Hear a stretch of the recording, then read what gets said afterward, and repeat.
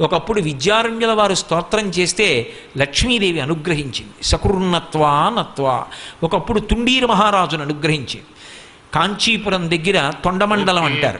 ఆ తుండీర మండలం అంతా కూడా అనావృష్టి వచ్చింది, ఎక్కడ తినడానికి మెతుకు లేదు. అటువంటి స్థితిలో ఆయన కామాక్షి పరదేవతని స్తోత్రం చేశాడు. కామాక్షి పరదేవతని వేడుకున్నాడు. కామాక్షి ఒకటి, లక్ష్మి ఒకటి కాదు.